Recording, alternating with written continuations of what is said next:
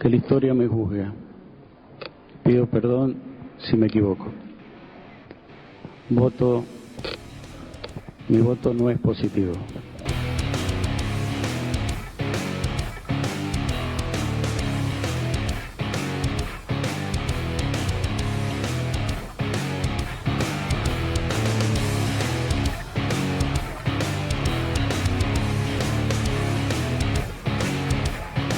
Una resolución, la 125. Su creador, Martín Lustó, ministro de Economía del primer gobierno de Cristina Fernández de Kirchner. Vamos a situarnos en el año 2008, más precisamente en el mes de marzo de ese mismo año. El entonces ministro de Economía, Martín Lustó, redactó y firmó la resolución 125, que establecía un esquema de retenciones móviles principalmente a la soja. Los productores que exportaban más de 750 toneladas mensuales debían pagarle al Estado una tasa ampliada del 49%, de acuerdo a la cantidad exportada. Dicha resolución fue refrendada por Cristina Fernández de Kirchner y Alberto Fernández, quien era su jefe de gabinete. El precio de la tonelada de soja era de $400 y la medida retenía el 38% a los productores. Si el precio de la soja aumentaba, y todo indicaba que iba a aumentar, y aumentó, las retenciones podrían llegar al 49%. O sea, la mitad de lo producido por el agro pasaría a manos del Estado. Las marchas, los cortes de rutas y las manifestaciones multitudinarias no tardaron en llegar. No solamente del sector agropecuario, sino también gran parte de la sociedad se dividió. Había comenzado la grieta. Queremos decirle a esta señora que tenga la grandeza de mirar para el interior, que somos gente, somos pueblo y que queremos la grandeza de la Argentina y la vamos a ayudar, pero simplemente que hable con nosotros, que nosotros amanecemos con las botas de goma y muy tarde nos acostamos haciendo el crecimiento del país. Eso lo queremos decir a nuestra señora presidenta. Adoptamos un sistema de retenciones móviles para determinados productos alimentarios. Para el maíz y el trigo redujimos la alícuota que hasta ese momento estaba vigente y la aumentamos para la soja. Y es un reclamo justo porque lo que se está llevando el gobierno nacional, que le está sacando incorrectamente a la producción, como me decía José, es 8 veces el presupuesto de una ciudad como Saladillo, que tiene un problema con el hospital, que tiene que construir sus rutas endeudándose. Y como decían nuestros abuelos, la gota que colma el vaso ha sido esta última medida. Y yo espero y pido que el gobierno nacional reflexione y que prontamente se siente en una mesa de conversación, porque sin diálogo no se pueden resolver los problemas. Por eso yo les pido que tengan la gratitud no con un gobierno, sino con la patria, de aplicar toda la solidaridad que se pueda para que en esta Argentina la distribución del ingreso y la pobreza desaparezcan definitivamente, que los productores no son nuestros enemigos. Nosotros con los que tenemos que estar atentos y con los que tenemos que tener cuidado son con aquellos pules que especulan con la riqueza argentina y que quieren enriquecerse a costa de todo el pueblo argentino. ¿Ustedes creen que si Cristina hubiera querido quedar bien con ciertos sectores, no lo hubiera hecho como lo hicieron tantos dirigentes, dándose un abrazo en la oscuridad?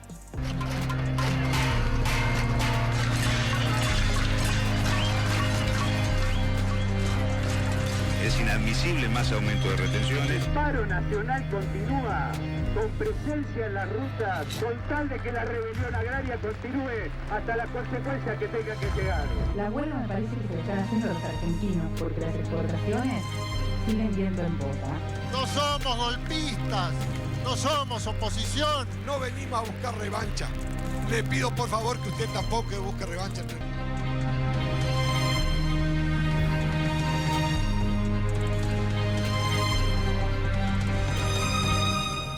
Hay que olvidarse los hechos precedentes también. La soja pagaba una retención del 27%. Kirchner hace una corrección para entregarle además el gobierno a la presidenta, que era su esposa, y la lleva a la retención de 27 a 35. Cuando se pone en conocimiento la resolución 125, ahí se comienza a manifestarse la gente con alguna preocupación.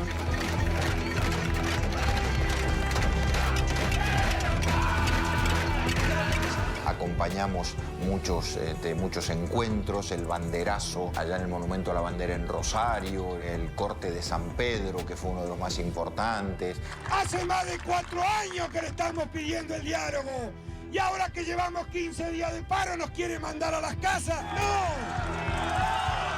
Ellos decían que podían llegar a pagar más del 48, 49%, casi el 50% de la rentabilidad se iba a pagar en el impuesto.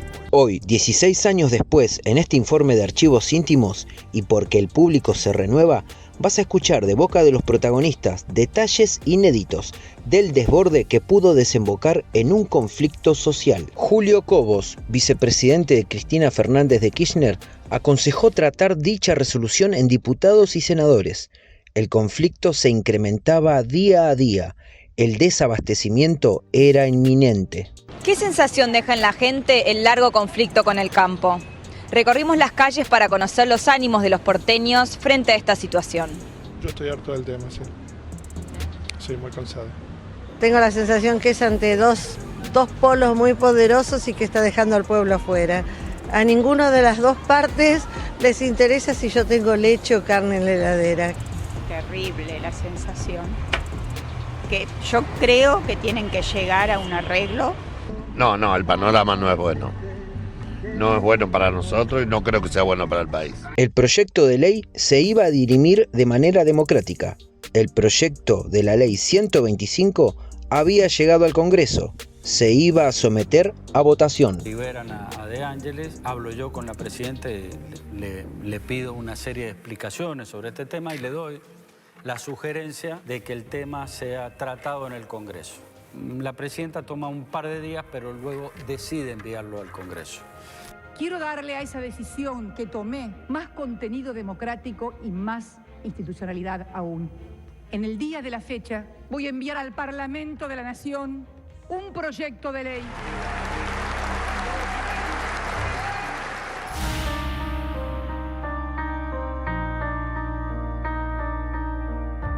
Una cadena de conocidos y amigos termina armando una reunión clandestina con Martín Lustó. Esta reunión se hace a las 11 de la noche en un departamento de un amigo de él, en el barrio de Palermo. Tuvimos que apagar los celulares 2 horas antes. Toda una cosa así, digamos, anticide, porque podíamos estar siendo escuchados o seguidos todos. Y ahí vemos a un ministro que realmente se lo ve vencido, cabizbajo, porque adentro del gobierno Martín se encontraba con un Guillermo Moreno que tenía más incidencia sobre el matrimonio presidencial.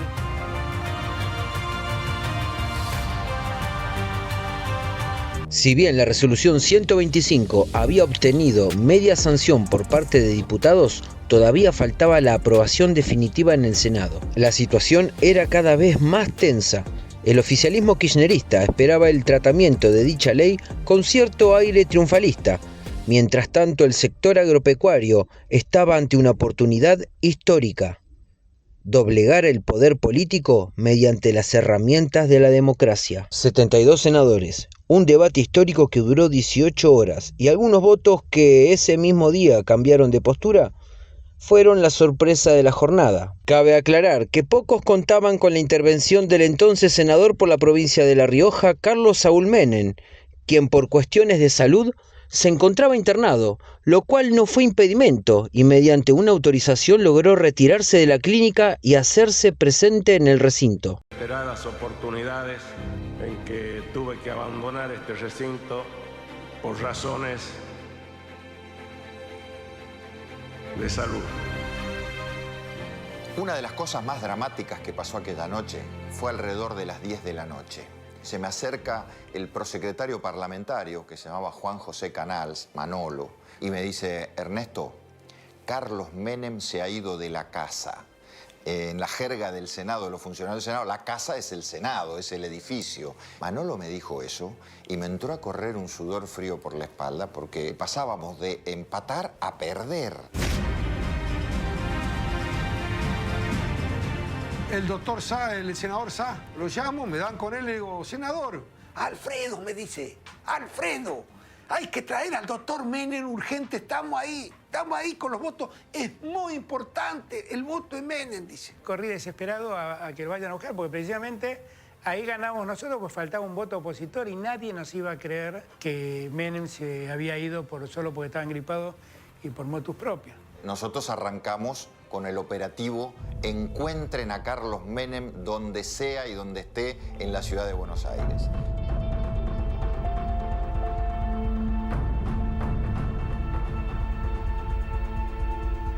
Yo con el doctor Menem había hablado 2 días antes o 3 días antes. Y me dijo, mirá, yo no votaría ese proyecto, pero efectivamente yo no voy a venir a votar en contra.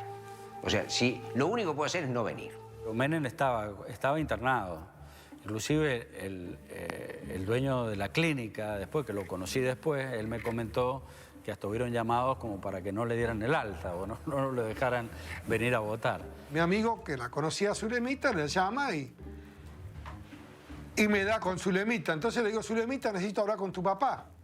Bueno, dice, ya le doy con el papi, dice. Y cuando me atiende, le digo, hola, dice, De Angelis, ¿cómo le va?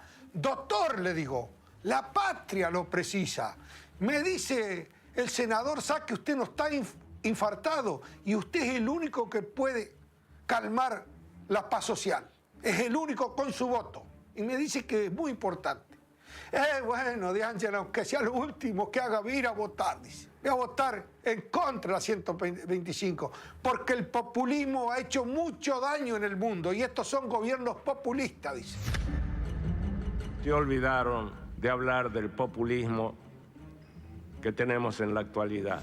Nos llama Zulemita Menem y me dice, mi papá va a volver al Senado y va a votar, pero no está bien de salud.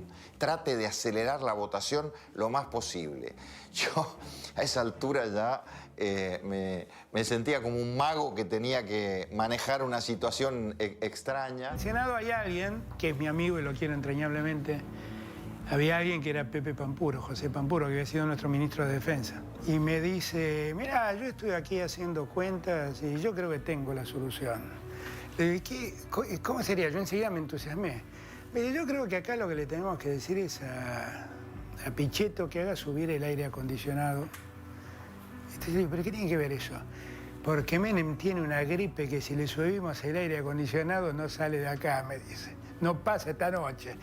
Y entonces me reí mucho, pero Menem se terminó yendo por las suyas. Y cuando se fue por las suyas, lo llamé a Pepe, le dije, corre, anda corriendo y tráelo de vuelta, porque nos van a matar. A eso de las 2 de la mañana, donde todavía faltaban varios oradores, Carlos Menem bajó desde su despacho, estaba bastante desmejorado, y cada vez que tosía Carlos Menem, es como que nosotros mirábamos y decíamos, ¡ay! ¿Qué nos va a pasar esta noche? Señoras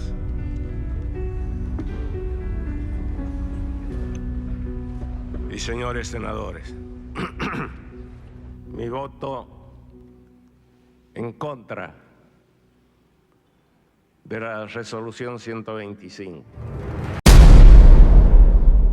Recuerden el siguiente nombre, Emilio Rayet, senador por la provincia de Santiago del Estero. Hasta ese momento, un funcionario público intrascendente para la política. Cuando yo me entero que tengo que desempatar por Rayet, que era el voto que faltaba porque definir. Rayet iba a votar diferente a como votó. Él habló conmigo el día anterior. ¿Era senador de dónde ese Rayet? Santiago del Estero. De Santiago del Estero. ¿Qué te dice el tipo? Te dice, mira, me dice, necesito un consejo, un hermano. Le digo, bueno, venía a verme. Fue el día anterior. ¿Vos lo conocías a él? Sí, lo conocía. Sí. Bueno, fue vice de Zamora. Claro. Y después fue senador, así que lo conocía. Venía del radicalismo. Qué bueno que me cuentes esto, porque, viste, pasó tantos años, o sea, necesito el consejo de un hermano. O sea, como uno que... Así fue, textual.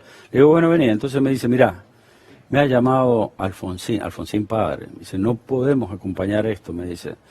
Dice, pero tengo presiones de Zamora, de que había sido su gobernador. Le digo, mirá, votá como vos te sientas de acuerdo a tus convicciones. Zamora, que le decía, votame... Votá con el gobierno. Con Cristina, sí. Entonces me dice, ¿y si me abstengo? Le digo, mirá, las abstenciones se autorizan, no te las van a autorizar. Y si no vengo, te van a ir a buscar. Así fue textual, ¿no? Claro. Bueno, me dice, mira, si vengo, voy a tener que votar a favor.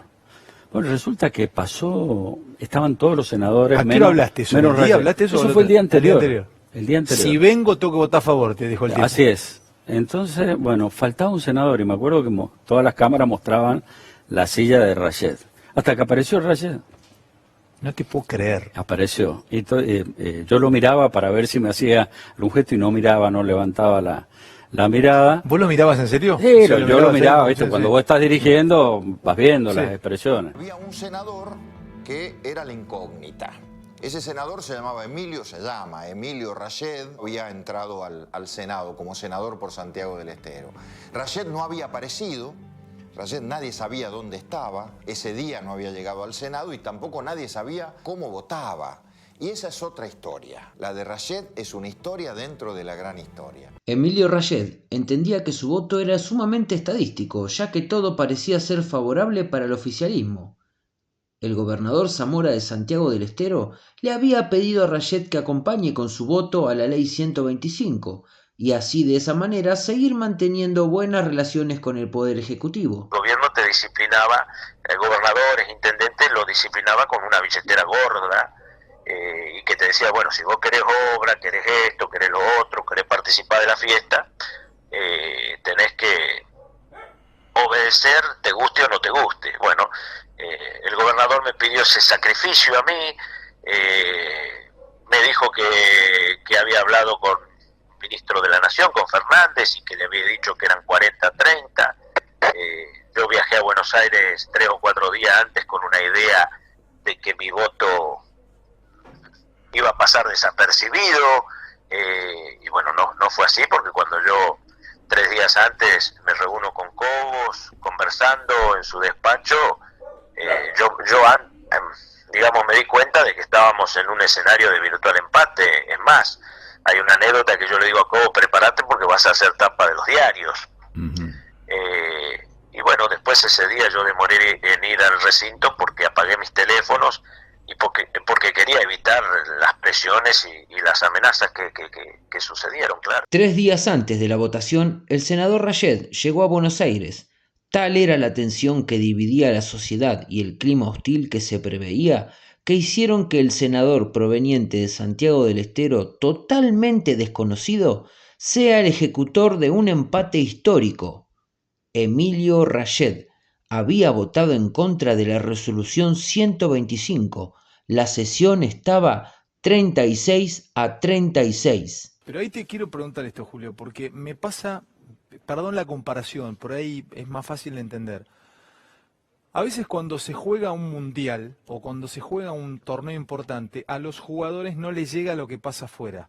Claro. No leen un diario, no llegan, yo sé que es diferente, pero ¿a vos te llegaba esa noche cuando llegaste al Congreso? No sé a qué hora llegaste, cuando se iba a dar la votación. ¿Vos sabías que se venía por ese lado? Porque te he leído una extraordinaria nota que le diste hoy a Diario 1, también le diste a Clarín. ¿Vos sabías que estabas ante? ¿Cuándo empezaste a darte cuenta que esto era? ¿Vos pensaste que ibas a tener En Semana Santa yo ya sabía de la magnitud. Hablo con Randazzo en ese momento, que era ministro del Interior, y le comento, mira, esto hay que pararlo. Porque llegaban llamadas de Córdoba, de Santa Fe, y después se fue incrementando, pero obviamente el Congreso, yo no llego a la noche, llego bien temprano. ¿A qué hora llegaste al Congreso? No me acuerdo, pero yo siempre llegaba a 8:30, y a esa hora pero la sesión la teníamos al mediodía. Y una pregunta, vos al ser vice, ¿no hablabas con Cristina todo el día? ¿No tenías un celular de ella? ¿No podías comunicarte? No. Yo te diría que cuando yo pido la intervención del Congreso, ella fueron momentos de tensión ahí, después decide mandarlo. Pero después no se quería tocar pues un punto yo no lo recordaba eso. Sí. ¿Vos pedís que se defina el Congreso? Sí.